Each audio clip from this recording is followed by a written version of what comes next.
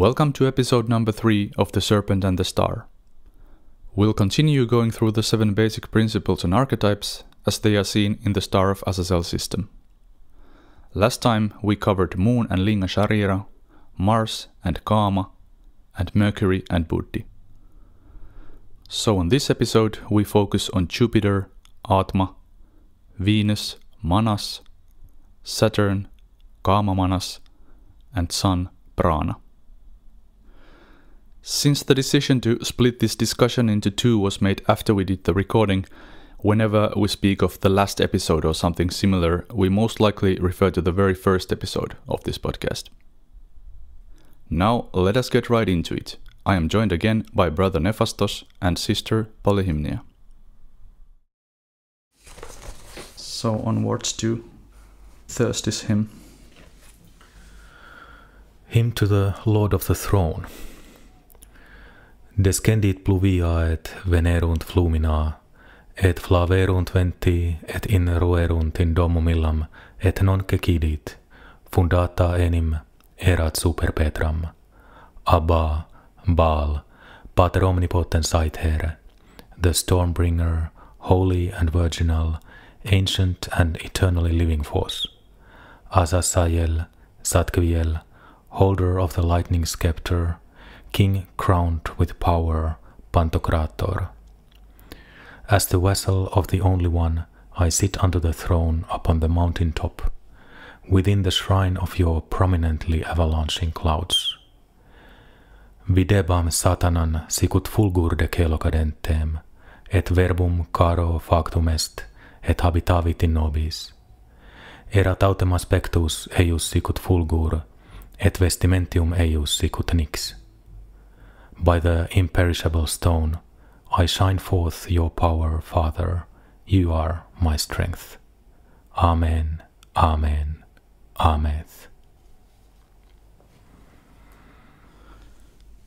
First of all, this would be the clearest counterpart to the Monday's mother. Very, very father-figured and masculine undertone. Yeah, there are 2, the Mars and Jupiter in their own ways, and both Mars and Jupiter hymn also have these subtle feminines in them, but you are definitely right. Which brings to mind again, on a general note more, this that I just want to mention briefly, that when we talk about genders here, at least I don't really think about at all physical sexes, like someone, as we see people in real life, as men or women or something else. It's not really about that. I can understand that this can be, again, maybe a turn off to some to use these gender terms, but at least it helps me to think that it has really not that much to do with like physical sexes. I think it might also help our contemporary world to learn how these sexes, genders are not the same as our physical bodies. They are symbols, they have so much in them, and to read these things in a strict sense is doomed. That can't happen in occultism. If you are occultist and try to think that men are men and women are women, then that's how it always goes and must go. You are missing so much of that depth that it can't just go very far. This is, by the way, one reason why I have some problems with Julius Evola, who seems to have some kind of masculinity complex in his books, or even though they are brilliant in many ways. I don't know if I mentioned it last podcast. I feel like I did, but maybe it's because I just recount this story so many times that one day it'll be SOA legend. But this hymn, I'm fairly certain, was the first hymn that I ever attempted within the SOA structure. So it's very dear to me for kind of being the hymn that cemented my practice within the SOA. And not only that, but it was the hymn that, because I really struggled with that for probably a period of almost 6 months where I was like, am I a Satanist? Like, I don't know if I can get my head around this, even still, as I'm doing the practices and everything, but I really struggled with that. And then it was on a trip, that same trip that summer to go visit Frost Sylveon. And I was driving through, I live in the prairie region of Canada, so it's very flat and it's very boring to look at. And he lives in this beautiful island on the coast region now. But to drive through, you have to drive through the Rocky Mountains, which it's Canada's wonder. It's like the most beautiful place. And I was thinking about this hymn as I was driving through the mountains, and I turned to this corner, and it was physically witnessing like the shrine of avalanching clouds coming down the mountain, and I had to pull over. I was so overwhelmed, and that was it for me. Like, I just recited the hymn, and I felt so like that lightning moment that you mentioned before, like when you touch the inner master, like that for me was my lightning moment, my first one. I've had many since, but that was the first one for me, and I just pulled over and I wept because I was just so touched and overwhelmed by what I was seeing. And it was just, it was unbelievable. So this hymn for me, and also because of the correspondence, for me, I have like a personal physical practice that goes along with these. So I associate Thursday with the throat chakra, or the Beshiira. And again, with that being the magical element that I use the most, it's the most holistic hymn for myself personally, just physically, spiritually, emotionally. I love it. It's one of my favorites. Actually, again, something I can relate to strongly in the hymn. There are mentions of mountains, as you said, thrones upon the mountaintop, and I was hiking in the northern Finnish Lapland last summer, and one Thursday we went up. I'm not sure what would be the right, it's hill or mountain, but on Finnish scale, pretty high hill anyway. And there was view to every directions, only basically wasteland or nature, just pure nature all around, and a lot of rocks, piles of rocks lying all around. And I was thinking that, well, here I am in the wilderness, very like Azazel types of surroundings there, and I'm sitting on a mountaintop and reciting this Thursday hymn. So yeah, it was a very powerful prayer. Very concretely, you can see the piles of rock that your God is buried under, and there you are on your throne.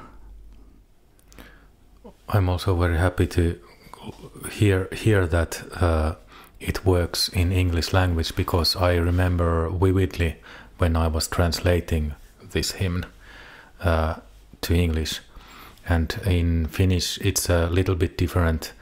The prominently avalanching clouds is like esiinvyöryvien pilviesi pyhäkössä, like something is, how would you, Beshiira, say it in English?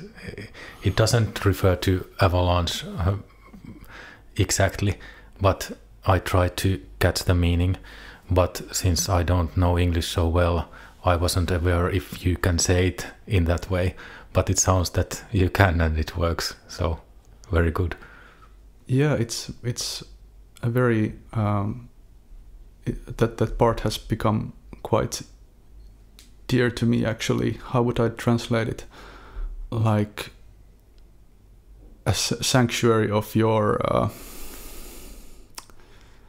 Well, I see an image of someone sitting on a throne on a mountain, and there are just clouds pouring in, and you are looking at a sight which reminds me a lot of, then again, this mother archetype, and what the moon hymn, for example, has to do with visions and astral images and all that, which, as everything, can be used in very harmful ways, but in essence they are a gift. And in this Thursday's hymn, I think those elements kind of come together in very, very beautiful ways.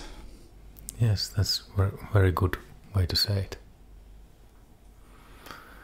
And once again we see that balancing thing that here in the so-called masculine hymn, those things that below avalanche are like substantial, even though usually the masculine part is the one is not so substantial. And likewise in the hymn to the mother goddess, those visions are not material but astral and spiritual.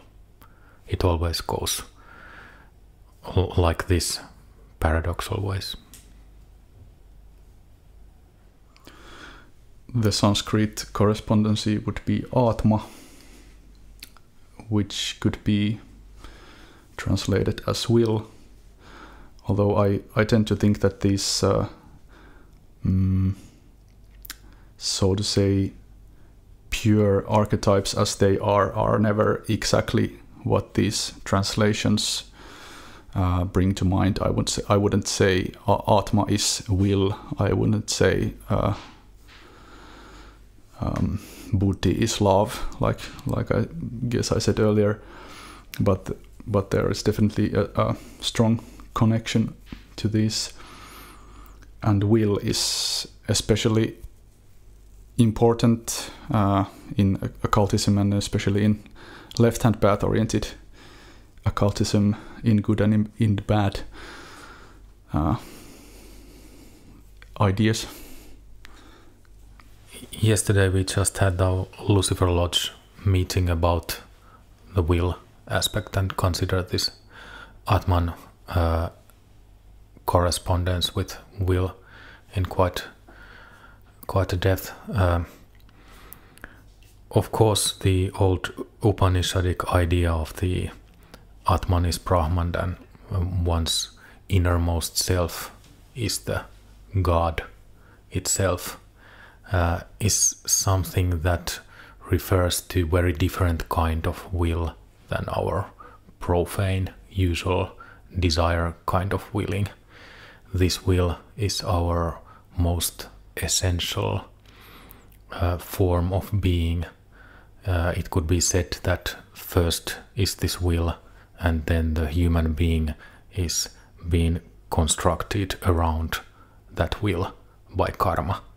And this is also the reason why here we have a little bit different sevenfold system than that esoteric theosophy that I mentioned earlier, because Blavatsky says that Âtma is not part of that sevenfold system exactly, but instead she uses in her esoteric instructions the principle of auric egg, the auric envelope, meaning that our Jupiter aspect in human correspondence construction is this aura that is the fundamental energy of our being. This is once again very deep thing, and it's not even necessary to think about it from the beginning. That's one reason why in our Star of Azazel system we have still Âtma instead of that auric envelope. But what's important is to understand that this will of Atman or Âtma is our innermost essence, the so-called telos.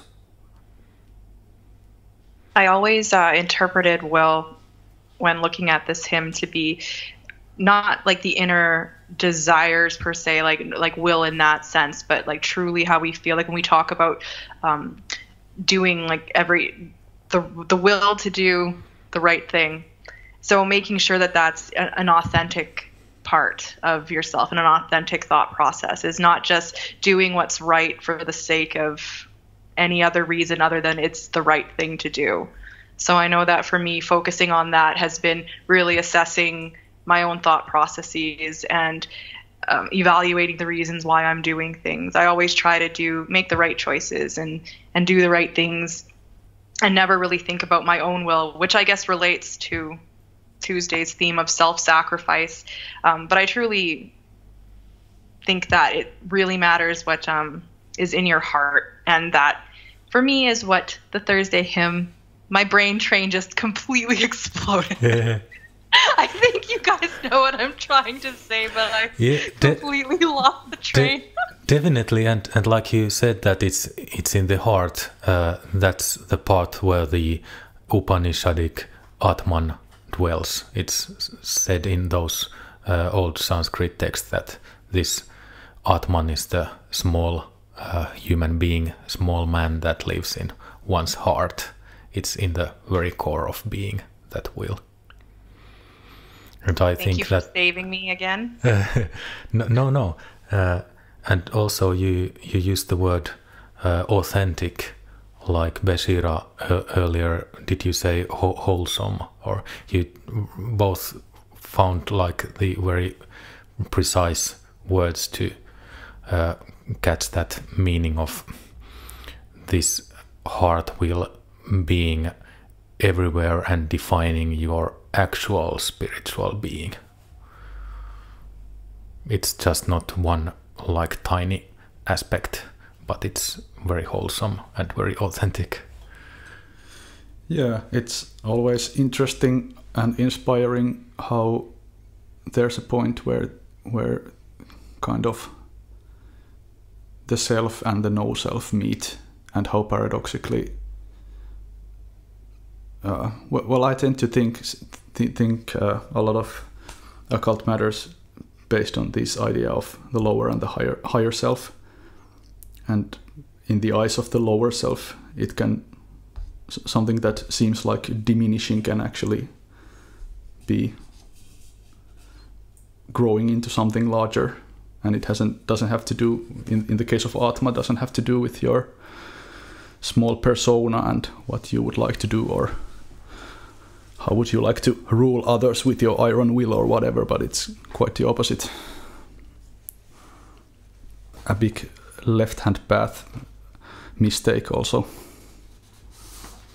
Yes, people often might think that this more also right-hand path oriented philosophy of ours would mean that we surrender our will to someone else, even though actually it's finding our actual will by not making it petty, by identifying it with our lowest desires. Of course, those low desires are part of our being, but they are not the defining part of it. So then, Friday's hymn to the Son of Dawn. Lucifer, you are my love, you are the understanding in me. You are the beauty in all that is beautiful, the bringer of light and the mother of darkness, the serpent and the star, the flame and the soul of the deep. Through you have all beings been made, to you will everything return. O Holy Virgin, hear me, O Mother of all ideas, you who gave birth to Ophiomorphos, our Redeemer. Beyond all manifestation, I see your perfection, the light within the bosom of purest night. Anima mea desidera vitei nocte, sed spiritu meo imprecordis meis demane vigilabo ad te. Anael, hagiel, sarabocres, num quid post tortum tuum precepisti diluculo et ostendisti aurore locum suum.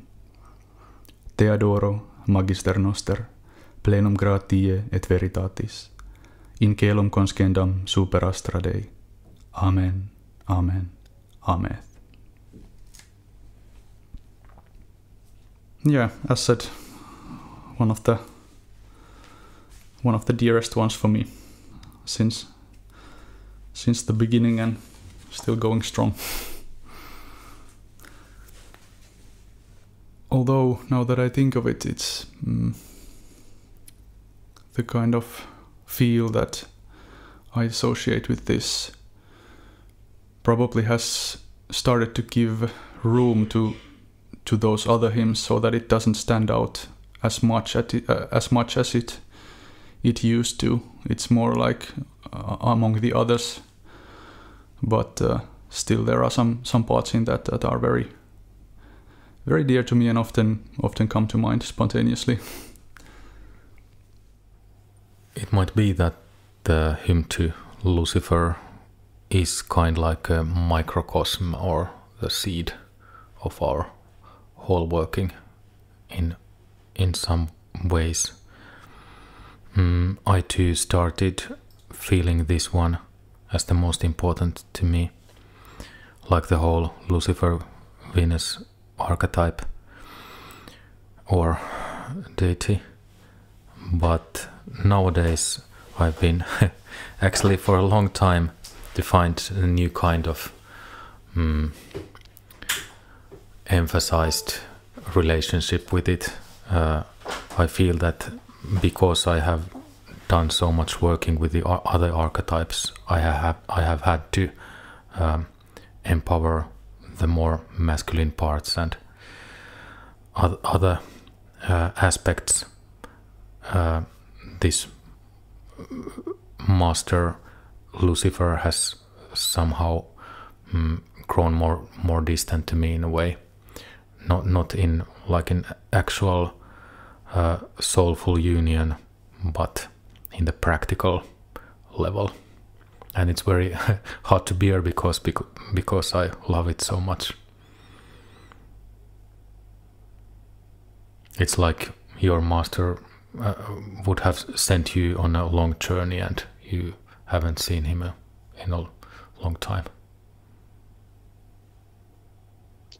This one for me was instantaneous. For me, it was one of the more like poetically beautiful, like written ones. Not that all the other ones aren't beautiful as well, but for me, this one really resonated in kind of that artistic, poetic sense, which makes sense because it's Lucifer.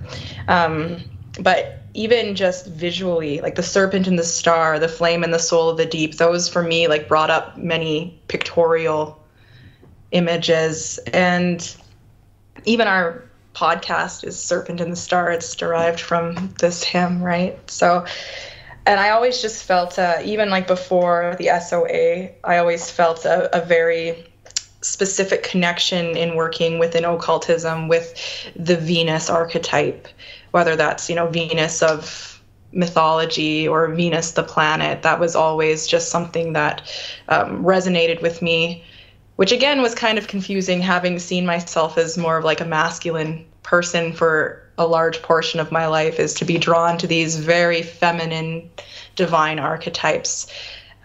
Guess I was more feminine than I thought.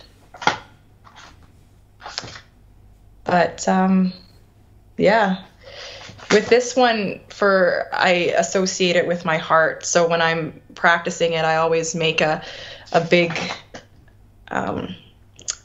effort to focus on the heart center and relate that with the Venusian aspect of the day. You were, Johannes, saying about how this hymn, in a way, is I don't remember the exact words, but I interpreted it so that it's kind of a image of the basis of our work, maybe. And this kind of wholesomeness, to me at least, is shown, for example, in the in the already mentioned the serpent and the star pair of words, which also gave name to this podcast.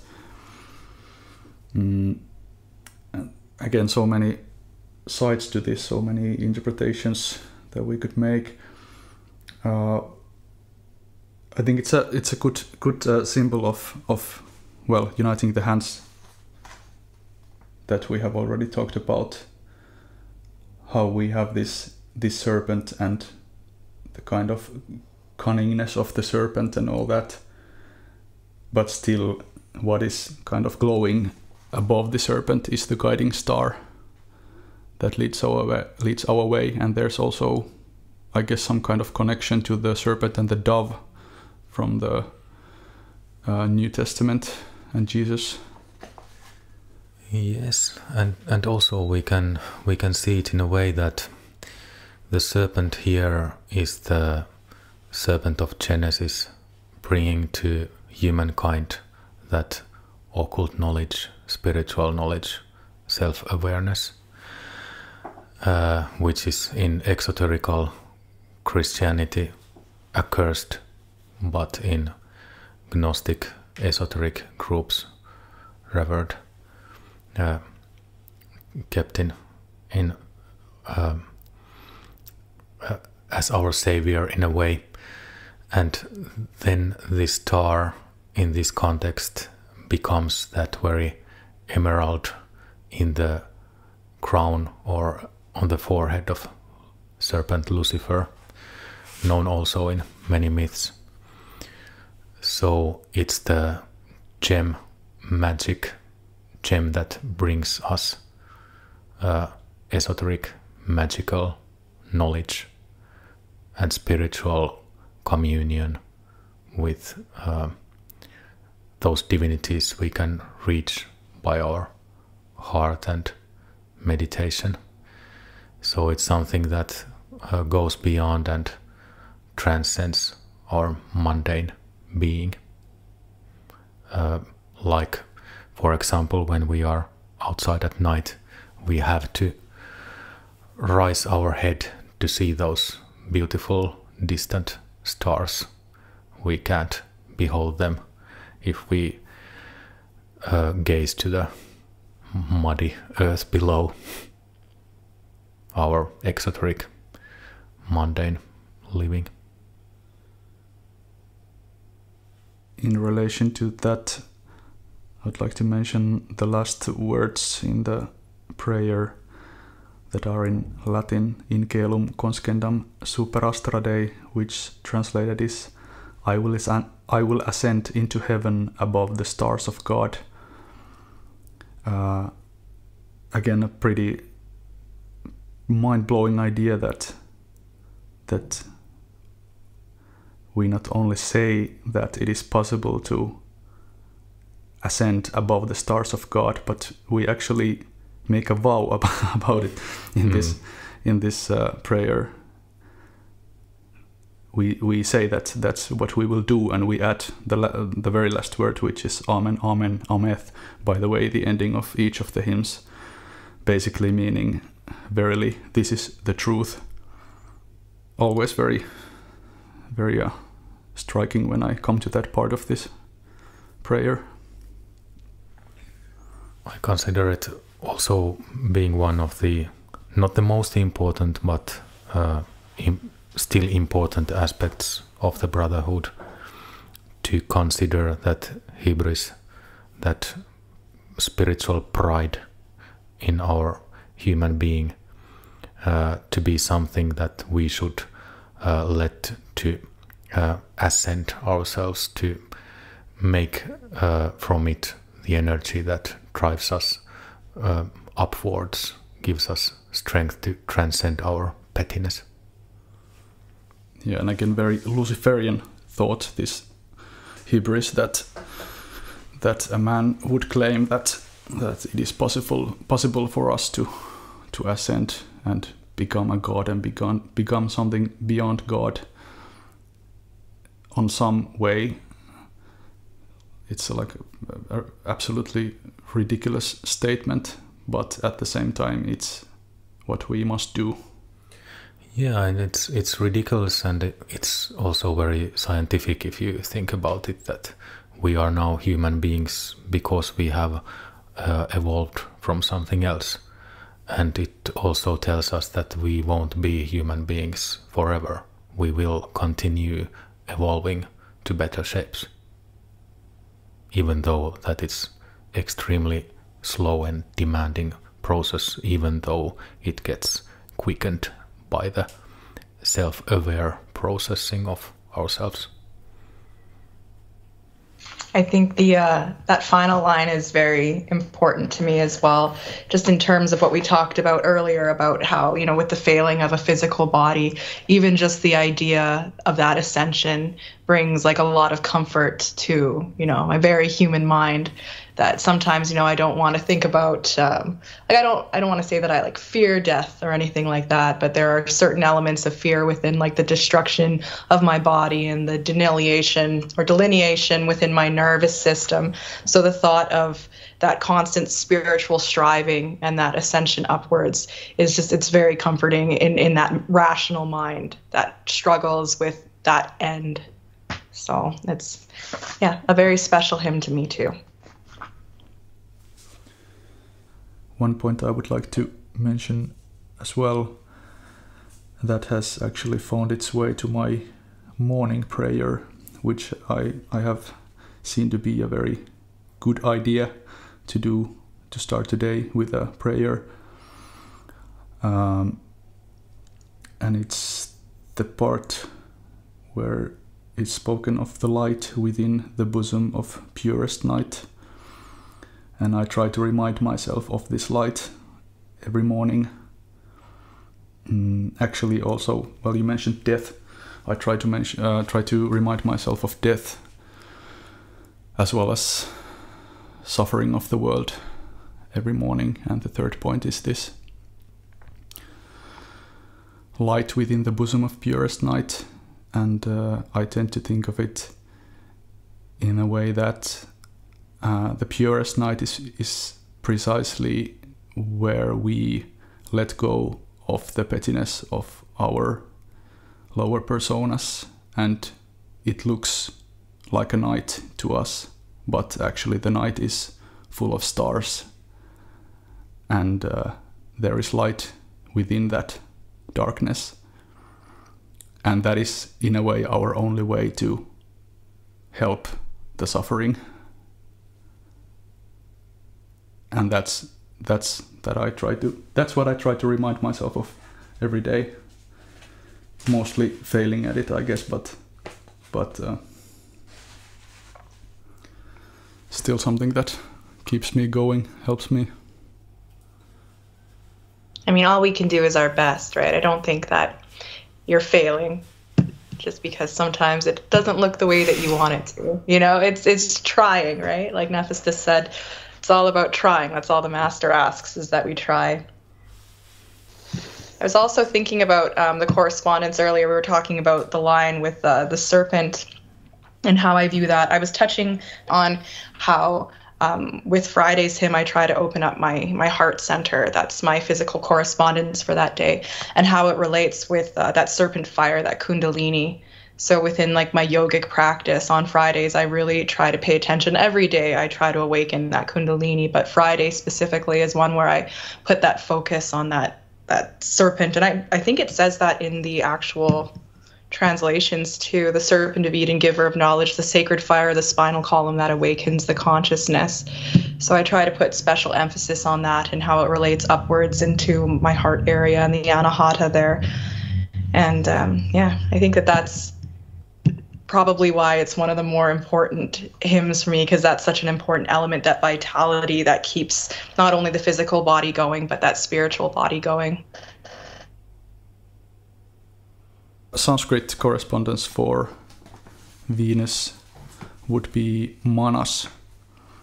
Roughly, I have sometimes translated it as wisdom, the higher mind, the understanding, which is not just about logical thinking and rationality, but kind of a wider understanding. What are your ideas on manas? once again, very, very wide matter, but I think that's very good approach to the difficult word intelligence also, but not in your usual way of understanding it as reason, logic, mathematical ability, memory, not any of those, but this idea of consciousness, thinking, individuality. And it's exactly that monastic principle that's given to human beings by the so-called fallen angels, like it's said in Book of John and Blavatsky's Secret Doctrine. Very good book in that regard, opening the idea of another spiritual being awakening the dormant humankind in our distant past, and becoming our inner masters, so to say. But these are things that are perhaps more interesting and more meaningful to think about oneself, and slowly going into different kind of practices than just reading and memorizing from some textbook, because those also easily give wrong implications if you read them too hastily and try to think occult works like they would be some kind of easy reference manuals, which they are not. And one red thread when discussing these principles in general is that, well, we have talked about it in this discussion in some ways already, but they always intertwine. And well, this has been discussed in some Finnish circles at least quite a lot, but I'll just mention that, for example, I have seen that especially these, well, we talked about the higher and the lower triangle in the beginning, and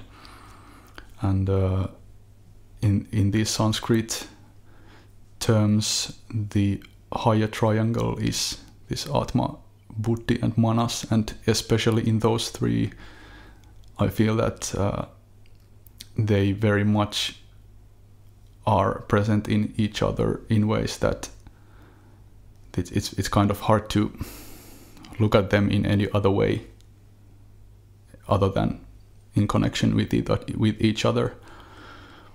Like when we talk of Manas, it's something that I also connect with the Buddhic heart center and the kind of some kind of experience very foreign to the kind of everyday life conception, if it makes any sense. I think even though it might be easier to grasp the idea of the three principles being one, to think the higher trinity, how, for example, giving to humankind the monastic principle also gives us the Buddhic and Âtmic. At the same time, the same is actually going on in our so-called lower triad of the emotions, bodily existence and reason, because even though we can separate them on paper, if we follow our actual life, we notice that we don't have any kind of separated intelligence that wouldn't be connected to our emotions or our body. For example, if our body is somehow injured, of course it gives certain impulse to our reasoning ability and our emotions, or if our reasoning ability is somehow we are making to it some too narrow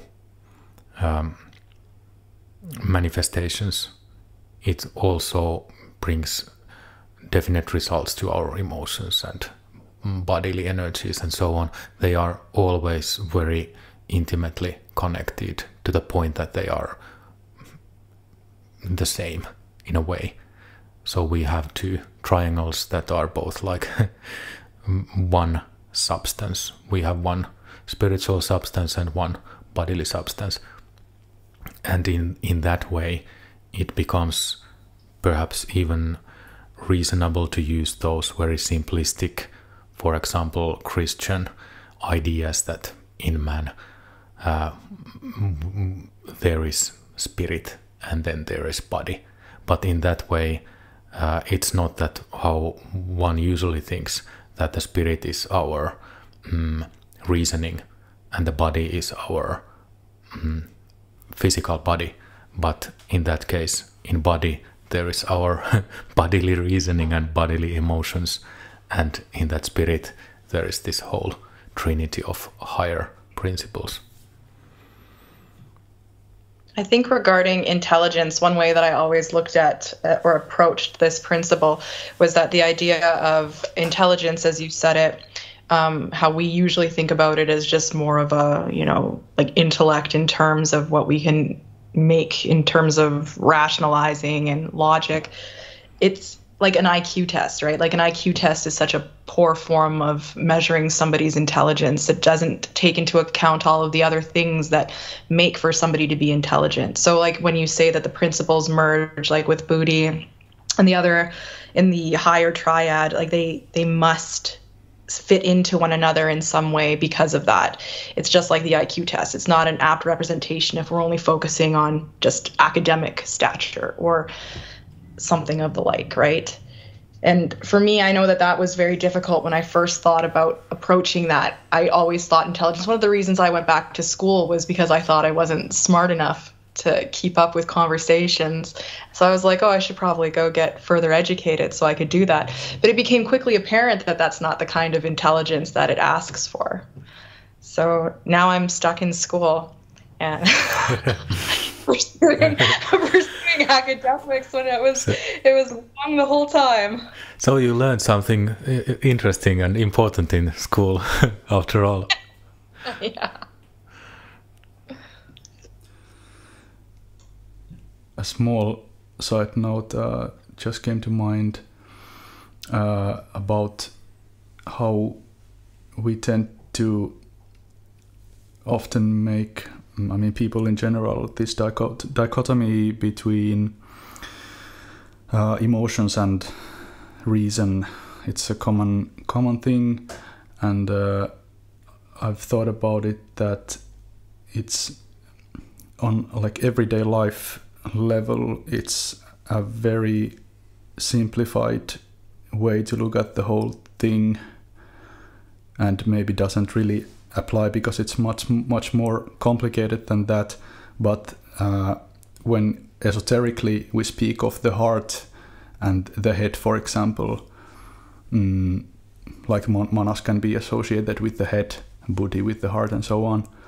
It's like a different discussion. It's a different thing. We're talking about kind of larger chunks of basic forms of our constitution. All right, we were talking about intelligence, so it's natural to, well, we would go to that anyway, but so Saturn and Saturday and its correspondency being Kâma manas, or intelligence or lower mind, and so forth. Would you, Polyhymnia, kindly read us the Saturday's hymn? Yeah, so this is the hymn to the Master of Death. Agiel, Zazel, Zafkiel, hear me, O Father of vastness, God of darkness, Angel of death, Dark Lord in front of the throne of truth, Kadosh, Kadosh, Kadosh.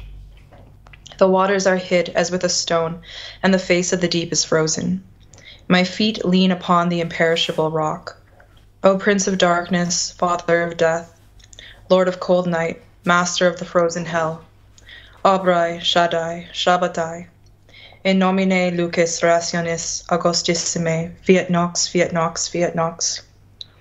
Super quo basis ilios soliditae sunt, aut quis dimisit lapidem angularum eos, cum me laudarunt, simul astra matutina, et jubilarunt omnes filidae. Num quid ingressus est profunda maris, et in novissimis abyssi deambulasti, nunquid apertae, tibi sunt porte mortis et ostia tenebrosa vedisti. Amen, amen, amen. The Saturnal archetype for me was probably the hardest one to approach, or at least one of them, along with Mars. It always felt kind of a little bit colder to me. Like I can't really put my finger on like what it was that was so cold. But even, well, I mean, other than the references in the text itself, like frozen hell.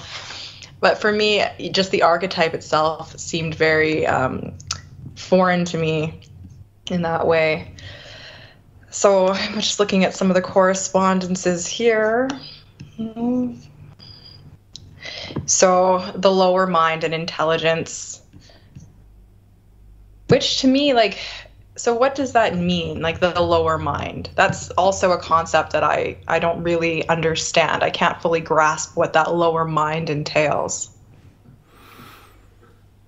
The lower mind is for us pretty much to what we are chained to here in this existence that contains our personality, our karma, our suffering.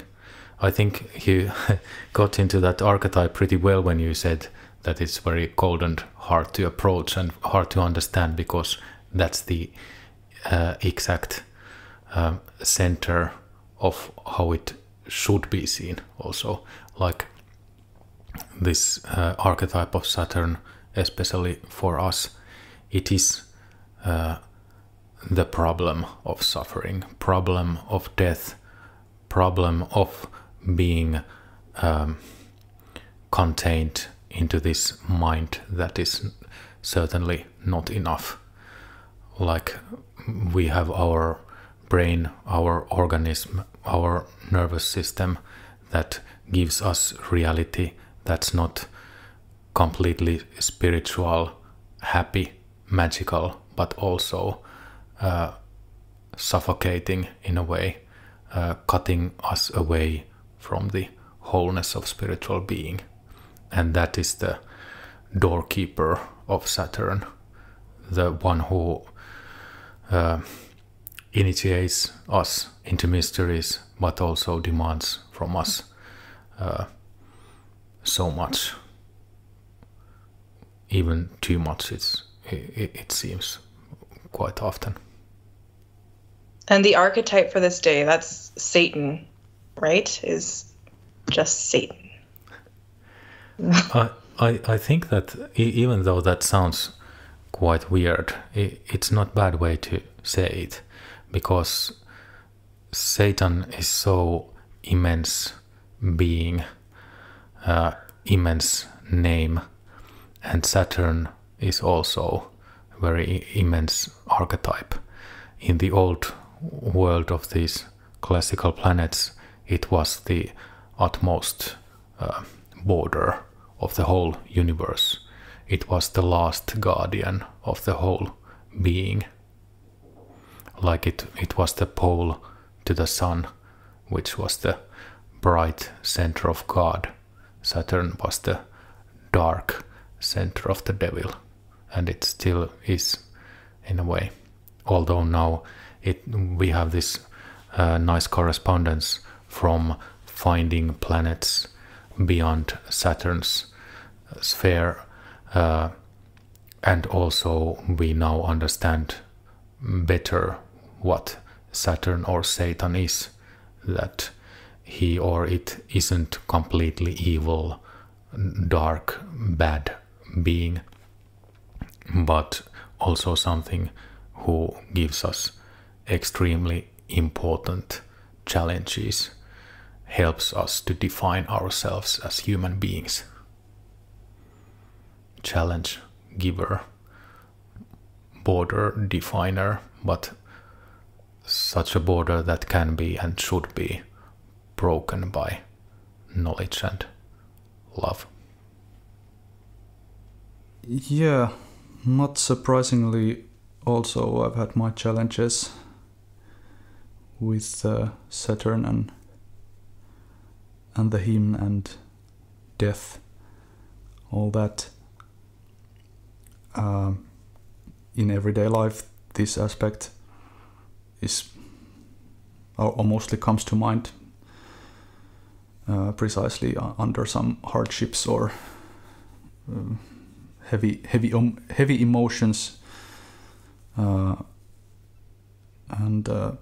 yeah, as I said, I struggle to find the beauty in that, not only in like what it can lead to, but also in the kind of hell itself, in a way, as I presume that Master Satan also demands from us to embrace the whole, and it's definitely not an easy task. One key that comes to mind again relates to the beauty of the night, or as it's said in the first Latin part. There's quite a lot of Latin in this prayer, and the first one is this in nomine lucis rationis augustissime fiat nox, meaning in the name of the most august light of reason, let there be night. And sometimes I'm not sure what would be the right word, feared or hesitated on the moments of praying, let there be night. And then sometime I realized that the key to this issue is right before this invocation or evocation, let there be night, which is in the name of the most august light of reason. Again, it doesn't mean my reason as my person, but my lower person kind of hands that authority to something higher. So the kind of little me doesn't have to worry about it, because that when he trusts in that higher the most august light of reason, then nothing can go wrong with the wish that there shall be night. Very, very beautiful and good thoughts that are easy to understand.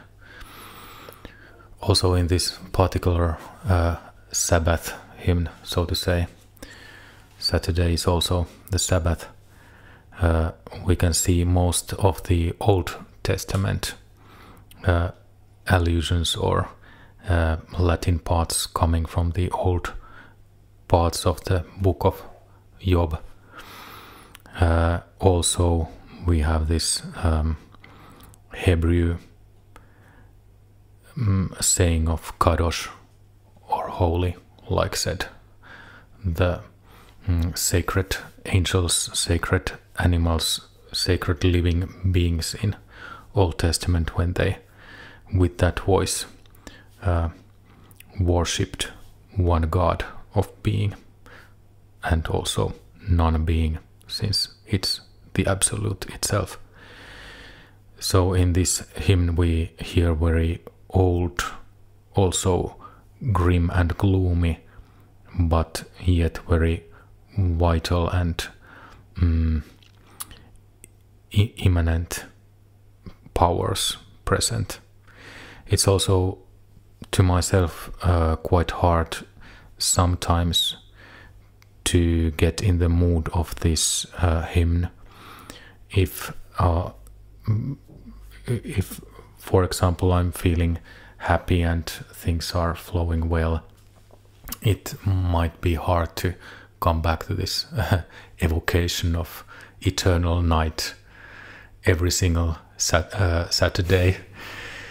Luckily, I'm a bit gloomy person myself, so it doesn't happen so often. But still, I think it's very healthy for a person, at least for an occultist, to remind oneself that even in times when we are personally feeling happy, there is this gloom, this challenge in the world all the time, and we must understand it and be aware of it and try to work with it. For it's very common things for profane people that when there is possibility to be happy, we try to forget all that night and blackness in the world, even though there are millions and millions of people and other beings who suffer from it.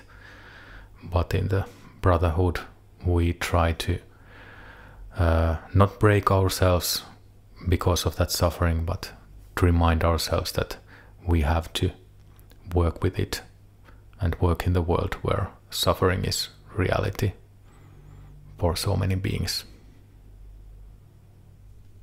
It feels like this is becoming a commentary of the prayer more than anything, but even so, I'll say that on the end part of the Latin texts is talked about the foundations. I guess you could say foundations of death also. Well, anyway, the meaning, at least the way I interpret it, is that how the foundation of death, so to speak, is also in the foundation of life, and how these are connected, please.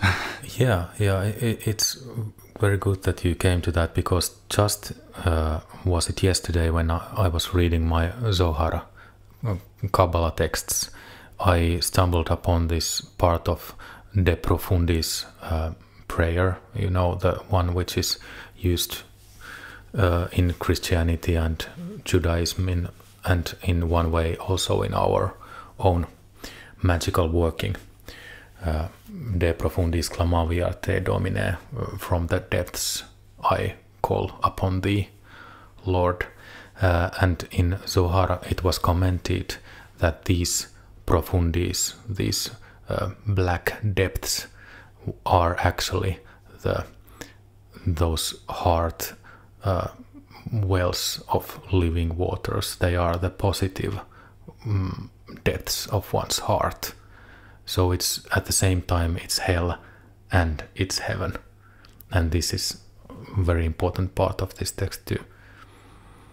That when we have gone deep enough into that essence of Satan, we reach the heaven, like Dante, who went through hell and then found inversion at the center of the earth and then reached heavens.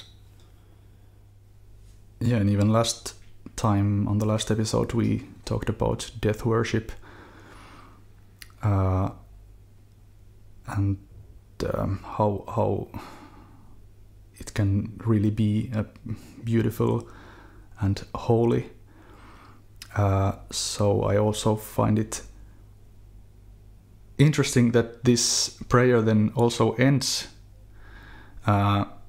so that we have first embraced death and seen how it is holy and how everything just has to die, and then the last words, at least in the English translation, are thus: have the gates of death been opened unto thee, or hast thou seen the doors of the shadow of death? Which kind of, I interpret it as challenging the reader in a way, that okay, now you have seen the beauty of death, and then kind of slaps you on the cheek and says, have you though? And it's kind of a also I don't know, warning, but kind of reminds us not to go, also not to go headfirst into these death-embracing issues. We have to still remain in awe as we are, like before something that is just frightening and terrible and holy, but also just pitch black. Do you remember the original context from the book of Job when that is said? I don't actually. It's the very crux, the summit of the book, when Job has been cursing or has cursed God finally, and then there is God who manifests himself to Job like Krishna to Arjuna in a terrible shape, that now you see me in my actual great terrible shape.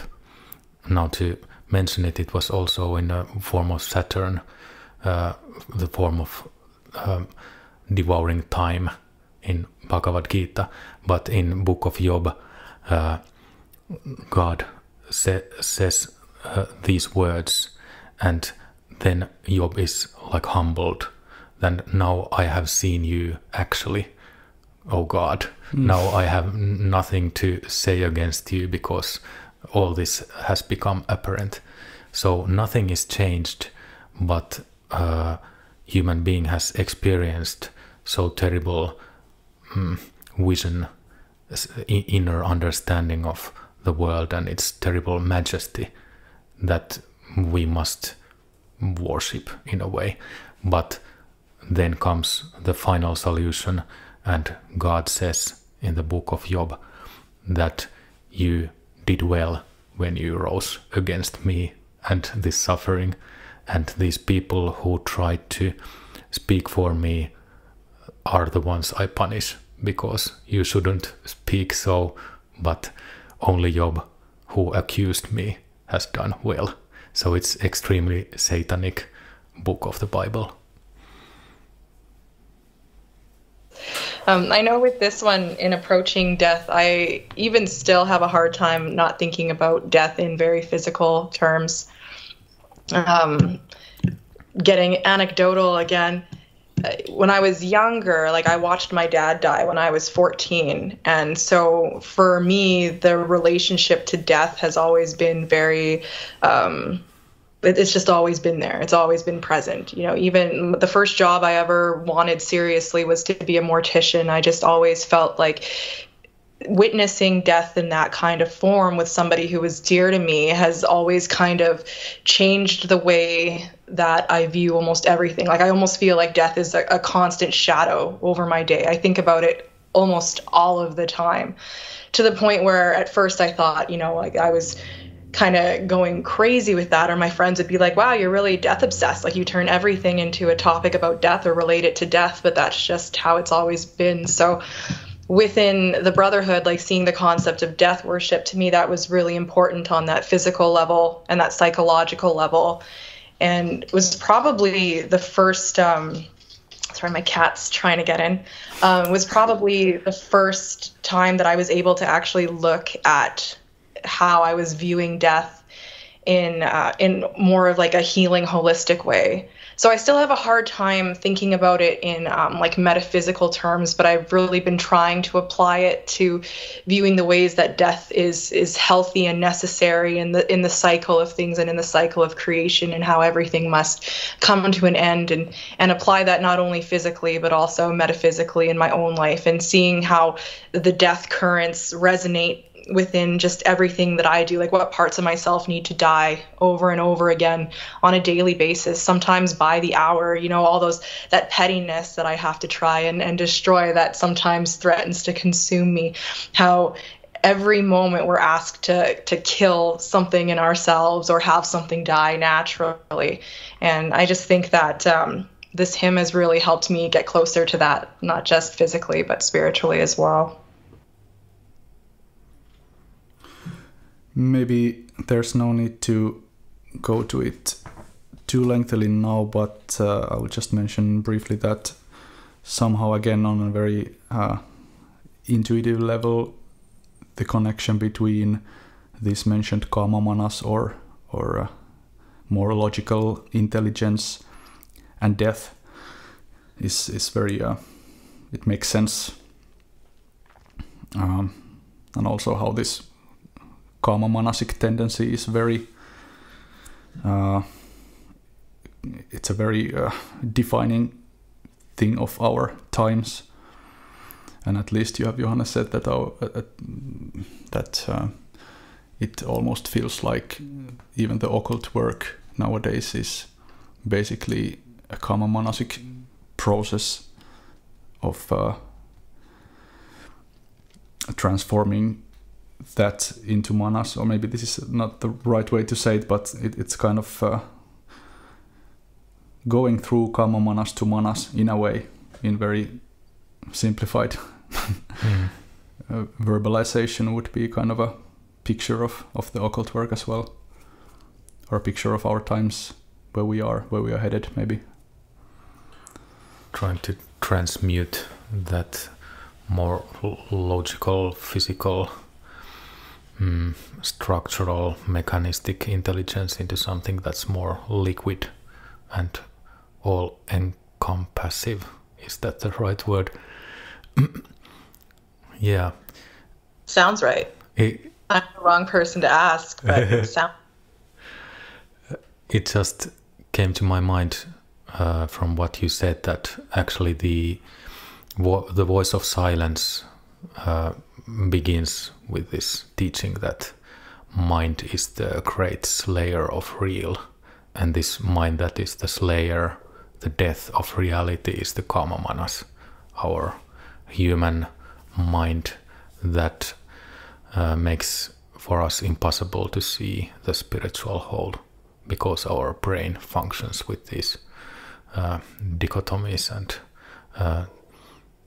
time-separated events.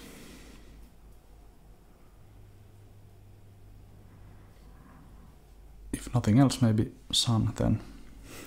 So let's close the circle with the Sunday's hymn. It happens to be Sunday today also when we record this episode. Shall I or shall someone else? We don't have even a number of hymns for everyone. Are there eager sun worshippers here? Would you rather not read it? I'm not the biggest fan of this particular hymn, so if there are bigger fans, I can. I can read it if you want. I'm okay to read it. Okay, please do. I do have the sun sigil tattooed on my chest. That's right.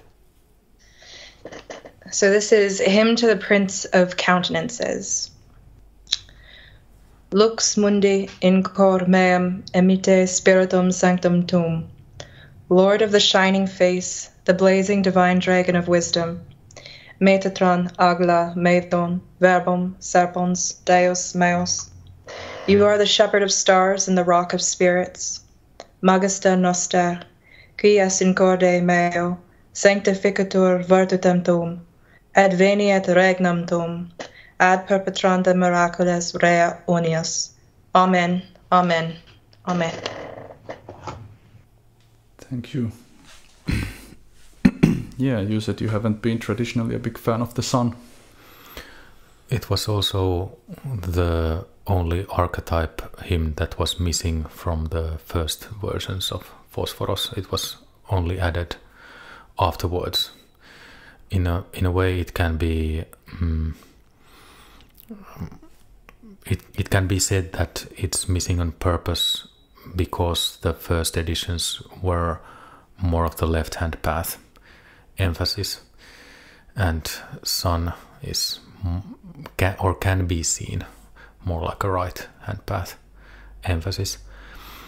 Of course, nowadays, when the brotherhood is well balanced, it's also very important to have the hymn for the sun there. And we know that also sun has its sinister face, its Sorat spirit that is quite merciless and even hellish archetype, so it has this left-hand path allure for those who crave for sinister demonic entities. By the way, I have to say that I loved Polyhymnia's Latin pronunciation. It was like almost like chanting. I have to hear more of that later. Thank you. I've been taking a Latin course. But honestly, I haven't even looked through the hymns and tried to apply what I've learned. So anything that you're picking up is just intuitive. So I hope that it's okay. Most definitely. And I think that you brought into it all these hymns, Latin parts, some of that South European, more magical, like evocative quantity. Perhaps we who read them in a more strict manner may even lose some of that magical feeling of the hymns. Would you dare to say that here in the Northern Europe we don't speak it in an elegant way like they do where this language was invented? I think it's because, for example, I have studied Latin in university. It was for some time my major, and they teach you the very dry classic Latin like it should be used, like it was used 2000 years ago. But this more chanting version, it's the living version that was used when the hymns were used in a magical working in like medieval times and Renaissance times and so on. So I think it's closer to our feeling heart, whereas our drier classic Latin might be more Roman and structural. But I think both are quite right. In school, I don't even think we have the option for learning the classical Latin. We're told like immediately that this is just a form of working Latin, which was the biggest disappointment. I had texted you that right upon hearing it. I was like, wow, this is the biggest disappointment of my life, was that I'm just learning working Latin. That was when I decided school was a waste of time. But I guess back to the hymn. Yeah. I guess it has to do with my long time fascination and even relation to this, at least to certain versions of Christianity. I am not a Christian. Haven't been a member of this church since I was 18. But I have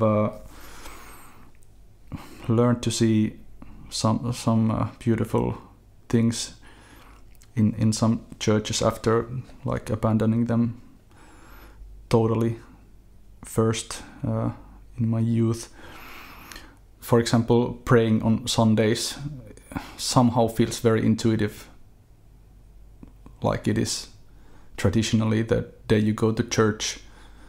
Well, I guess it's Saturday in some cases, but anyway, at least in Finland usually the masses are on Sunday, and on some notion like that I tend, now that I think of it, it feels a bit like taking a part of some religious practice, but as a heretic, because I'm not I don't have anything to do really with these churches, but praying this prayer on a Sunday somehow feels right in a kind of heretical way.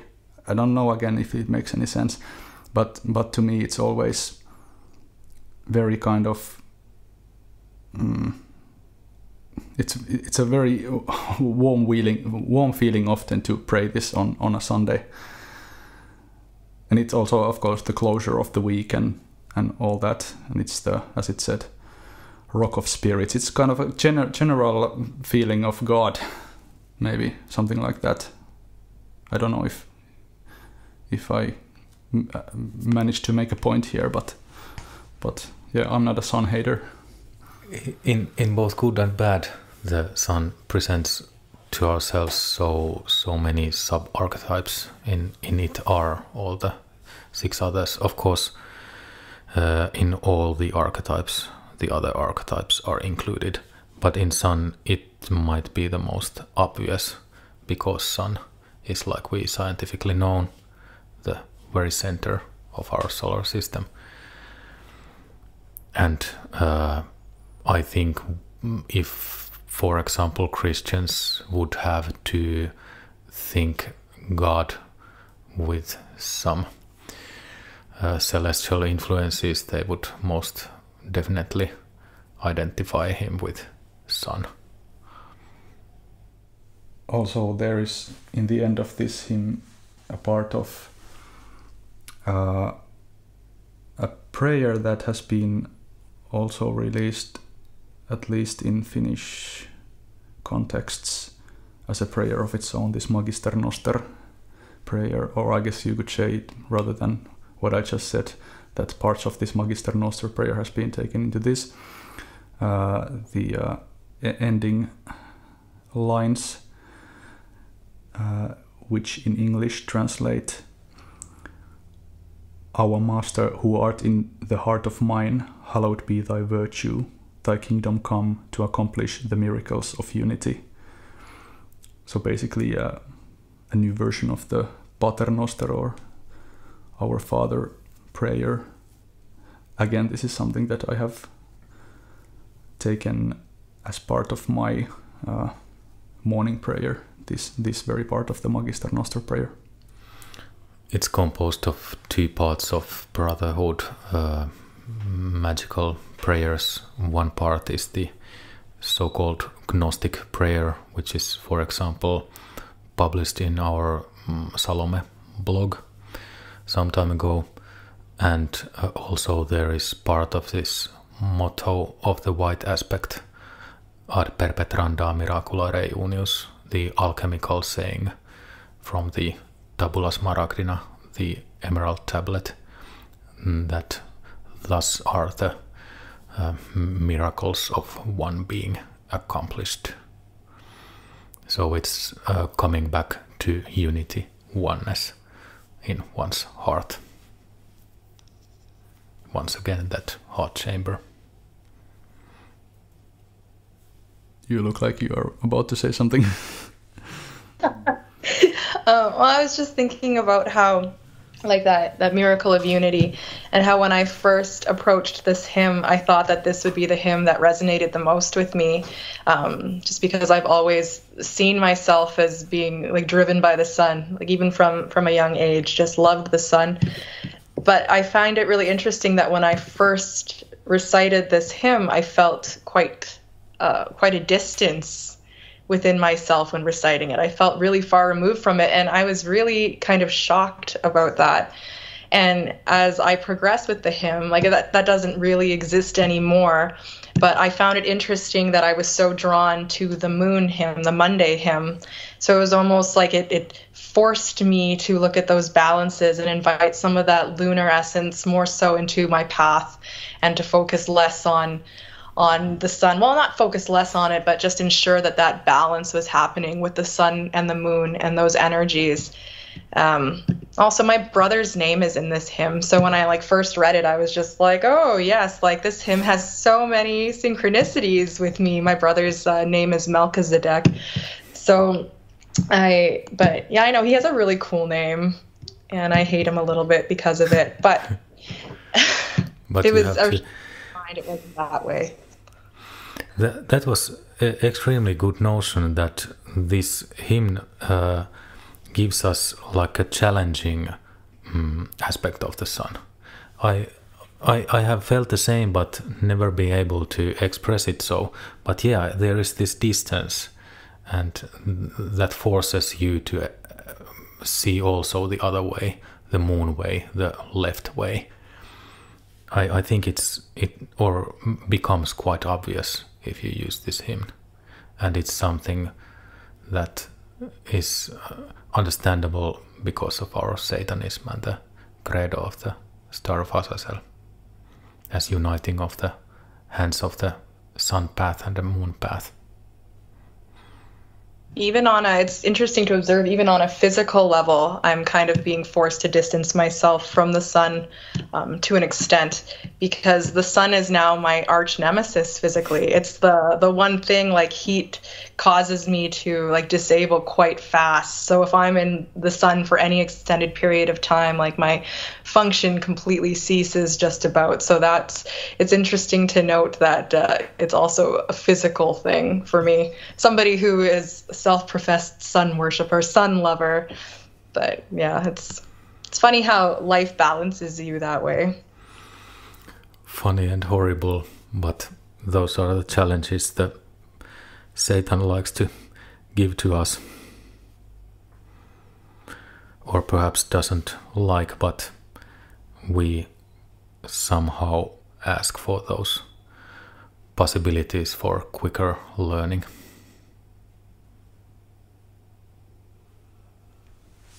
And here the Sanskrit correspondence is Prâna, the life force. And again, makes sense since Prâna also can be said to be kind of a principle within principles that vitalizes all the other principles. Especially if we remember the esoteric instructions idea that which is seen as prana or life force in our physical existence is seen as jiva, or the energetic soul in the spiritual existence. So what is jiva above is prana below. And jiva is even a principle that is very connected to Âtman itself, the very soul of the world.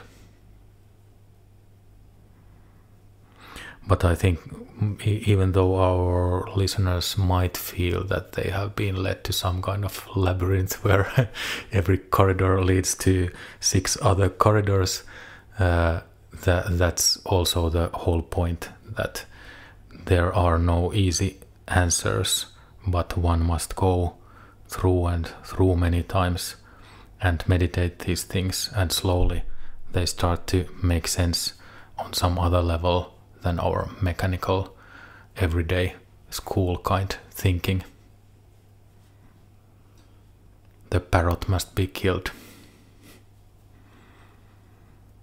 I felt that precisely my own occult path hasn't been that much about gaining new information, but more about first having read about these certain things, such as these principles, and then those principles becoming more alive, and my own understanding of what they actually are or might be just deepens, and it all becomes more and more concrete.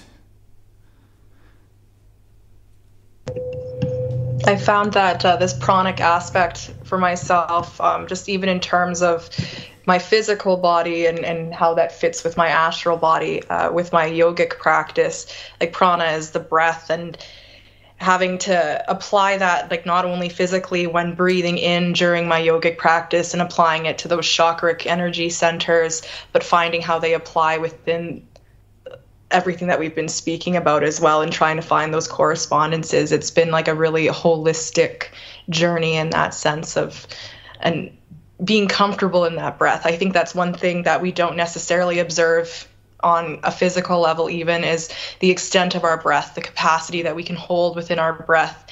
I have really bad anxiety, so I find that oftentimes my breath is really shallow. And I find that translates even into my spiritual life, not even just on a physical. There's always like these very shallow thoughts, or not shallow thoughts, but it's almost like I'm not thinking about the capacity in which to grow within these different elements. And I find adding the physical practice has really helped me be mindful of the spiritual practice, because they are one and the same in many ways. So, yep. Yeah. That's all. Yeah. I was thinking to ask like how all this comes into practice, but it was pretty much answered without me making the question. So if you have any ideas to add on how to channel this into practical work, feel free. But other than that, I think we are quite done. I had my final words. Yeah. We can end it here then. Thank you again for listening. More info at theserpentandthestar.com.